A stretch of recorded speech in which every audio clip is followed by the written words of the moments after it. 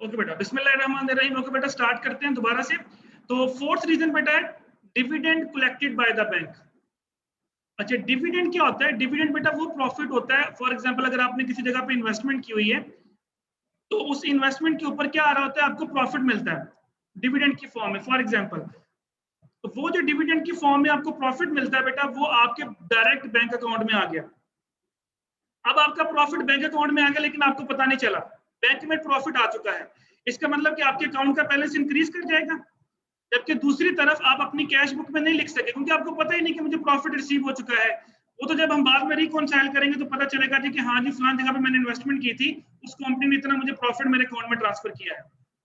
तो जब आप ऐसे करेंगे तो ऐसे क्या होगा, आपके जो बैंक अकाउंट का बैलेंस है वो ज्यादा शो होगा और आपकी जो कैश बुक है उसका बैलेंस कम शो होगा।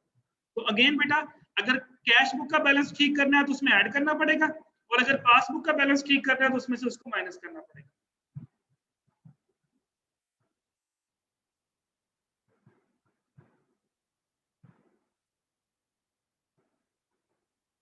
जी, इसके बाद बेटा नेक्स्ट हमारे पास है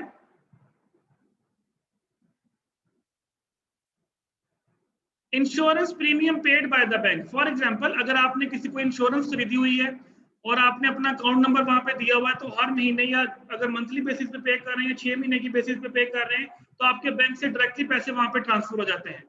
अब एक अकाउंट आपका क्या हुआ कि बैंक ने आपके बिहाफ के ऊपर किसी को पेमेंट कर दी। फॉर एग्जांपल एक किस्त आई तो बैंक ने आपके अकाउंट में से किस्त काट ली। अब बैंक ने तो आपके अकाउंट में से किस्त काट ली, लेकिन आपने अभी तक कैश बुक में से उस किस्त को माइनस नहीं किया कि जी मेरे पास पैसे कम हो चुके हैं। तो जब बैंक ने किस्त काट ली तो इसका मतलब है कि बैंक अकाउंट में बैलेंस कम शो होगा, जबकि आपकी कैश बुक में बैलेंस ज्यादा शो होगा। तो क्या होगा, जब आपकी कैश बुक में बैलेंस कम, आपकी कैश बुक के बैलेंस ज्यादा शो होगा तो उसको ठीक करने के लिए माइनस करना पड़ेगा, और अगर बैंक आपका पासबुक का बैलेंस है तो उसमें ऐड करना पड़ेगा। तो पेड बाय द बैंक का मतलब है कि बैंक ने किसी को पे कर दिया, आपकी किस्त पे कर दी, लेकिन बैंक ने तो पे कर दी, आपके खाते में से पैसे माइनस हो गए, लेकिन वो पैसे अभी तक आपने अपनी कैश बुक में रिकॉर्ड नहीं किए। तो ये भी रीजन हो सकती है डिसएग्रीमेंट। जी बेटा, यहां तक कोई प्रॉब्लम?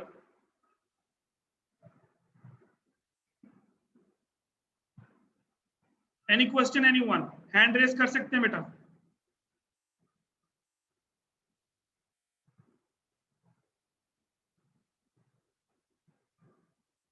ओके नेक्स्ट बेटा देखिए, अब आपको थोड़ा सा आइडिया होता जा रहा है, यानी किसी तरह की भी ट्रांजैक्शन आ जाए, आपने सिर्फ ये देखना है कि किस अकाउंट का बैलेंस इंक्रीज हो रहा है और किस अकाउंट का जो है बैलेंस वो डिक्रीज हो रहा है। ओके नेक्स्ट देख लेते हैं।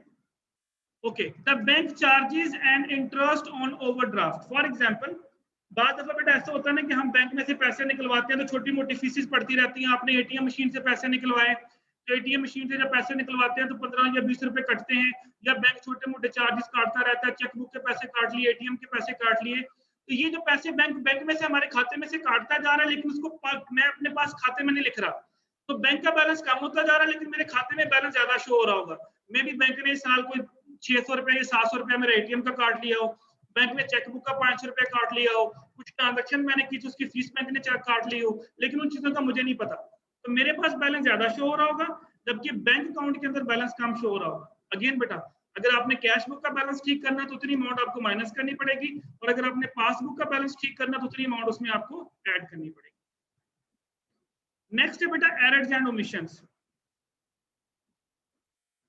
एरर्स और ओमिशन का मतलब होता है कि आप गलती से कोई चीज गलत लिख देते हैं। अब देखिए इसमें मुख्तलिफ किस्म की एरर आ सकती है।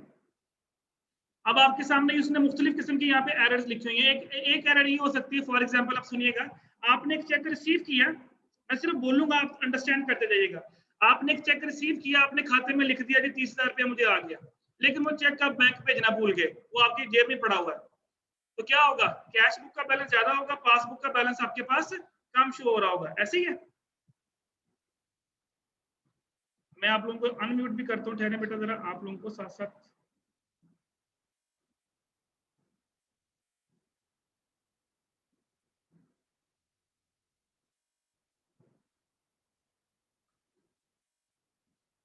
जी बेटा, यहां तक क्लियर है? Yes sir. ओके, अब होगा क्या कि आपके पास चेक रिसीव हुआ, जैसे ही आपने चेक रिसीव किया आपने उसको बैंक भेजना भूल गए, इसका मतलब है कि बैंक में बैलेंस कम शो हो रहा है, आपके पास बैलेंस ज्यादा शो हो रहा है। अगेन बेटा बैलेंस ठीक करने के लिए या तो माइनस करना पड़ेगा या ऐड करना पड़ेगा। सेकंड बेटा एरर कि आपने लिखना था कि मैंने कैश रिसीव किया 5000, लेकिन गलती से आपने 5000 की बजाय 500 लिख दिया, लेकिन बैंक में तो 5000 ही गया है, लेकिन खाते में 500 लिखा गया। अब आपके पास कैश बुक के अंदर आपने खाते में कम लिखा है, जबकि बैंक में तो 5000 ही गया था, बैंक वालों ने तो ठीक लिखा हुआ है। तो वो जो 4500 रुपए का डिफरेंस आएगा वो आपकी कैश बुक में कम शो हो रहा होगा। यानी आपने लिखना था 5000 अपनी कैश बुक में, लेकिन आपने गलती से 500 लिख दिया, लेकिन बैंक में तो 5000 ही गया है। तो वो जो 4500 का डिफरेंस है वो आपको कैश बुक में ठीक करना पड़ेगा, यानी आपको कैश बुक में 4500 रुपया ऐड करना पड़ेगा, एंड सो ऑन। तो किसी भी तरह की बेटा ट्रांजैक्शन आ जाए, सबसे पहले आपने उस ट्रांजैक्शन को अंडरस्टैंड करना है। उसके बाद बेटा हाँ, एक होता है डिसऑनर चेक। चले ये भी हम कर लेते हैं थोड़ा सा। डिसऑनर चेक क्या होता है? फॉर एग्जांपल मैंने किसी बंदे का चेक काट के दिया, वो चेक मैंने जैसे चेक काट के दिया तो मैंने खाते में से पैसे माइनस कर दिए, लेकिन जैसे ही वो चेक बैंक में जमा हुआ, डिपॉजिट करवाया, तो वो चेक क्लियर नहीं हुआ, उस पर साइन मैच नहीं हुए, या उस पर कोई अमाउंट गलत लिखी गई, या उसमें कोई क्रॉस गलत लिखा गया, तो बैंक ने उसको डिसऑनर कर दिया। अब मैं तो खाते में से पैसे निकाल चुका हूँ, लेकिन बैंक ने तो पैसे दिए ही नहीं, तो अगेन बेटा कैश बुक का बैलेंस कम होगा, बैंक जो आपका पासबुक का बैलेंस है वो ज्यादा होगा, एंड सो ऑन। तो ये है बेटा कुछ मेन रीजन जो मैंने आपको बताए, जिसकी वजह से आपका जो कैश बुक और पासबुक का जो बैलेंस है वो इफेक्ट हो सकता है। ये देखिए बेटा उसने आगे समरी भी दी हुई है, ये समरी जो मैं अभी आपको समझा के हटा हूँ किस तरह से बैलेंस ज्यादा या कम हो रहा है। तो ये समरी अगर आप पढ़ लेंगे तो आपको सारी की सारी ट्रांजेक्शन्स की अंडरस्टैंडिंग हो जाएगी। जी बेटा अब बोले। जी ला रहे बेटा, लबेब सॉरी सर वो साजिद अली को ऐड कर लें सर, वो मैसेज कर रहा है। साजिद अली आपकी क्लास के ही हैं? जी सर। एक साज वो जो फीमेल की वॉइस आ रही थी वो साजिद के नाम से ही आ रही थी, इसलिए मैं उनको ऐड नहीं कर रहा। हाँ जी वो सर। तो यहाँ तक बेटा आप लोगों ने अब कर लेना है, आपने कैश बुक के क्वेश्चंस भी कर लेने हैं, और आप लोगों ने जो बैंक रिकॉन्सिलेशन के मैंने आपको तरीकेकार बताए हैं, उन तरीकेकार को आपने उसकी समरी जो है उसके रीड आउट कर लेना है। चले बेटा, thank you so much, Allah Hafiz. Sir lecture upload कर दूं? मैं कर देता हूँ बेटा अपलोड।